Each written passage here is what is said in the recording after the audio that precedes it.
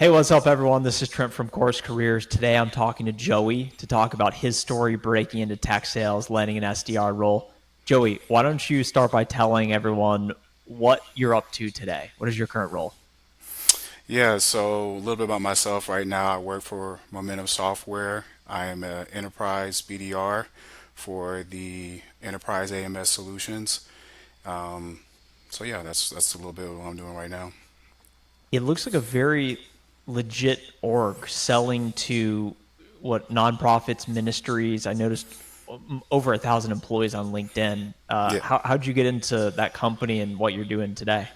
yeah. So my tech testimony is a little different. I got into the company through a referral. Her name is Ramonica Caldwell. She's a course careers coach as well. And I was on LinkedIn and she made a post about her company hiring. And I just reached out, got in contact with her. And she was very helpful, very encouraging. And I got through the interviews and I did well. Thanks to Course Careers, I felt like what it did for me, the education gave me I would say, the language to speak confidently about what exactly you're doing in the role and how to be effective in what you do. So definitely would say that that was like the best interview process I had ever had because the ones I had before that were not so great, you know. And so yeah. How did that work exactly with you seeing this person in the Course Careers Network posting on LinkedIn about potential open roles? And then how did you go from thinking this could be an interesting role for me to reaching out to her to actually getting an interview? Try to connect the dots as to how that process worked for you. Yeah, I mean, as far as my thought process, I was just acting on faith. My biggest thing was I knew I had put in the work. I had been praying and asking. I'm a believer, by the way. I believe in Jesus Christ. So for me, it was a big spiritual step because I didn't know, where I would end up, but I knew that the more present I was and the more consistent I was and just putting myself out there, putting my name out there, I knew the opportunity would come and I'm glad it did. So for me, when I saw Ramonica's post, I didn't think twice, honestly. I was just like, this is my opportunity. I'm going to take the opportunity right now to execute. Whatever happens, happens. And Mhm. you know, I reached out and I think that's what it requires now. A lot of the job market has changed so much, man, where you have to put yourself out there, even if it's uncomfortable, even if it doesn't make you feel well, or you think you may not do well.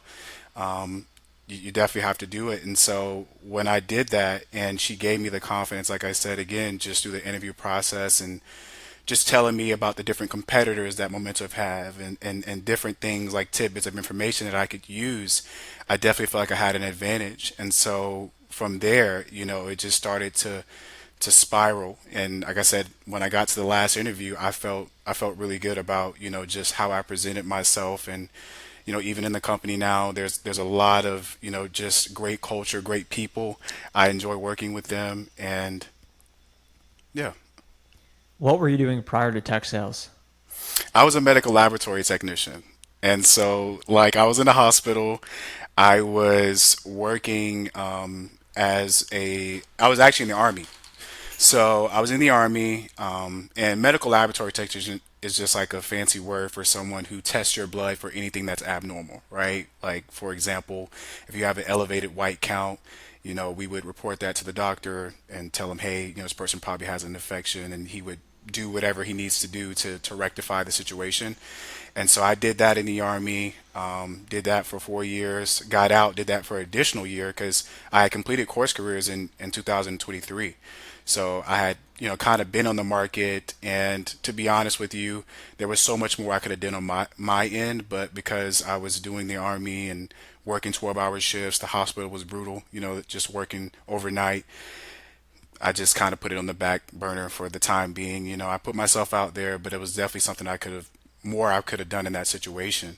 So doing that definitely gave me the work ethic. I mean, working 12 hours is not easy, but the attention to detail, being able to communicate effectively, especially when you're dealing with healthcare professionals, you definitely want to be timely with a lot of the things that you say, how you present information to them because, you're you're really working with people's lives, so it's very important. Can you talk about the lifestyle differences going from working out of a hospital 12-hour shifts to now what you're doing as an enterprise BDR? Yeah, absolutely. So for me, working in the hospital was very intense, to say the least, because you had good days, you had bad days, but for the most part, you're doing a lot of multitasking. You're doing a lot of just manual processing of everything. I worked in a hospital where you did a lot of the manual testing, and so what that looks like is just you performing the test to the best of your ability, and while you're also doing other things like receiving other specimens. So there's a lot that goes into that role, and you're doing that for long periods of time. We have 5 sections in the lab, so you're doing a lot at one time.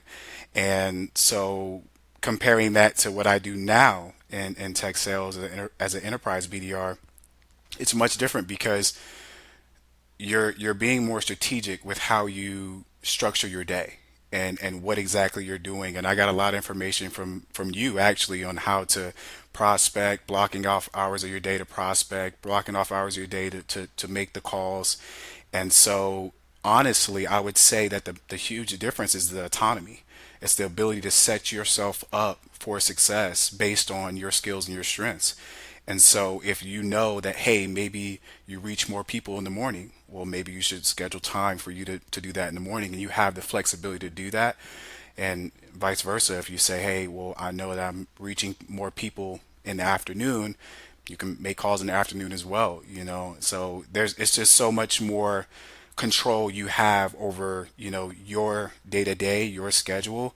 And as long as you're booking meetings, at least my managers, they're like, hey, as long as you're booking meetings, you do what you're supposed to do, man. Like, we have no problem with letting you, kind of take the reins over your schedule. So, You mentioned that the course helped you learn the language of tech sales in a way. What did you learn from going through Course Careers? yeah, I think it was just, again, key terms like sales cycle, sales processes, ideal customer profile, buyer persona, like all of these things that kind of tie into a big picture. And the reality is that tech, course careers gave me the theory, and theory and application are two totally different things, right? When you learn something in theory, it's like, okay, I kind of get it, I understand it. And then when you apply what you learned, it like kind of reinforces that learning so much better because you're actually doing the role, you're actually applying the information that you've learned. And so it's like a totally different experience. And so for me, just understanding, like I said, those key terms and how they relate to what I do today. I mean, for example, my sales cycle is much longer. It's 9 to 12 months. All of our enterprise AMS solutions are very long sales cycle. So, just kind of understanding that right off the bat, I know that when I'm talking to certain people that, it's going to take some time. It's a long game. It's not going to be like a quick turnover where you're like, I can reach out to this person in the next 3 months or 4 months. It's like, nah, man, you're going to have to build rapport. You're going to have to add value. You're going to have to show them that you care about what they care about. And that's the best way you can try to, build those relationships. So, You mentioned you completed the course or started it in 2023, and we're now in 2025. yeah. So, did you do the course or not finish it? And then you were working in the hospital, and then all of a sudden you went back to it or and saw this LinkedIn post. How did all this come about? Yeah, yeah. So I completed in 2023. Like, it was done in 2023, right? And again, that last 2 years of the military it was a very trying period for me because it's like, okay, I'm done with this. I'm moving on. And I had to put myself in the best position to do what was best for me. And at the time, I knew that what I was doing would at least keep me afloat, meaning that when I got out, I knew I have a job, right? The healthcare industry is one where, it's an in-demand field, right? So you're going to find some work. but I really wanted to do tech sales, and I was applying for different, places and different companies and things like that. And obviously, because I didn't have the sales experience and didn't have the background that aligned with it, and on top of that, I didn't know how to market myself appropriately, and that was something that I had to learn. And so it took me some time, but through that process, I learned how to be an SDR. I learned how to, you know, reach out to people, to build the presence on LinkedIn. I mean, these things are required now. And so for me, I was grateful for that period of time that I went without, having, a sales job. But I worked right when I got out of the military, which was April of 2024. I worked from April 2024 to April of 2025 in the hospital. And so April of 2025 was like it for me because I was on a travel lab tech contract. And essentially, when your contract's up, they're not going to renew you. It's just not going to happen. So you have to go find you some other place to work. And so I had to be still. I had to pray and just ask God for help because I was like, okay, I've been applying for these tech sales jobs. I know enough to get in, and so at that time, I remember vividly, it was around Memorial Day. I was, just praying and I was asking God for help, and I came across Ramonica's post. And so at that moment, it was just kind of like, for me, putting that into action. Like, okay, I know I've been doing the work. I know I've been, building my profile, building, network, all these things. But reaching out to people is a part of the job. It's just what we do. It's just no other way around it. You have to put yourself in these positions. And I was just so glad that she was receptive because honestly, when I called her, she was like, "This is my first time ever giving someone a referral. So, basically don't mess this up." And I'm like, "I'm not going to mess this up. Like, I promise you, I'm not going to mess this up." And I'm just so glad everything worked out the way it did because, like I said, honestly, it took that step for me, that step of outreach to be able to understand that, like, okay, this is what it takes in order to get to that next level and to break into the field. So You mentioned messing up some other interviews, but how did you not mess this one up? yeah. So okay, I'm gonna say this. Like in my first interviews, like I was just very nervous. And I think it was more so because I did not know how to translate the metrics of the hospital into the sales world and how that applied. And I did that much differently in this interview process because I had that background knowledge of that failure I had before. So I learned a lot from those interviews that I had because a lot of them were situationally based. A lot of them were like, "Hey, what metrics, tell me about a situation that you had in the hospital where you were under stress and you were able to rectify a situation or something along the lines of that."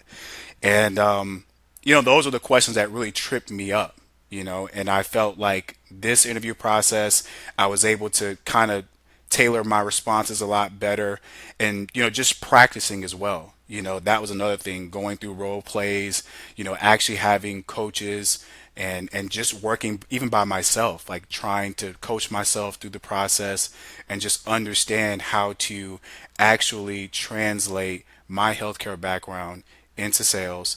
And with Momentive, a lot of their questions were much more. The first two interviews were a little bit more like, just trying to find your background, like how much do you actually know, and then the last interview was like the final boss on the last level. It was like, okay, like this is for real now. So that one was much more situational, much more scenario based, much more in depth of knowledge. They asked me, examples like if I give you a list of prospects, like what are the steps that you would take in order to, get them on the phone, or how would you go about, reaching out to these people.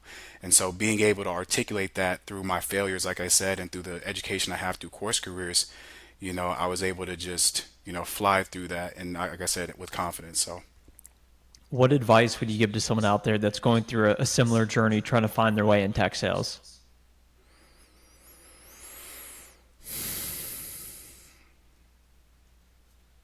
I think the market is changing in different ways. And I think we have to understand that it's the consistency, it's the professionalism, it's the understanding that you have to do the role before you're actually doing the role now. It's not a you know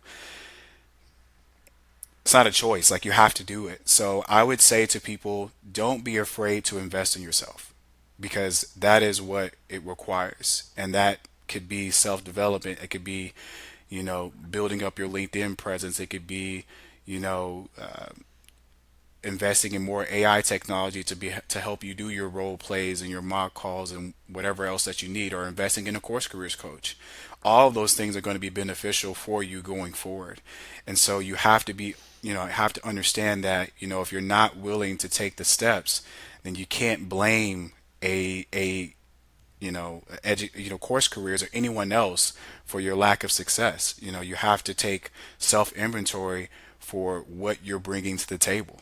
And I've had to do it, and I know people who've had to do it as well. It's like, with a field that's always changing, like, you have to be doing things that are different. Like, you have to be looking for ways to separate yourself.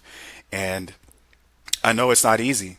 I know it's not, but it's the reality of the situation. There's no way around it. So I would say be consistent. I would say, be driven, be hungry. And at the end of the day, if you're doing those things, I mean, you're going to get in. It's my belief that if you're putting yourself in these situations and you're doing your best, it's going to happen for you. Joey, well said. I appreciate you showing up and sharing your story, and thanks so much for being here today. Thank you so much for having me, Trent. Appreciate it.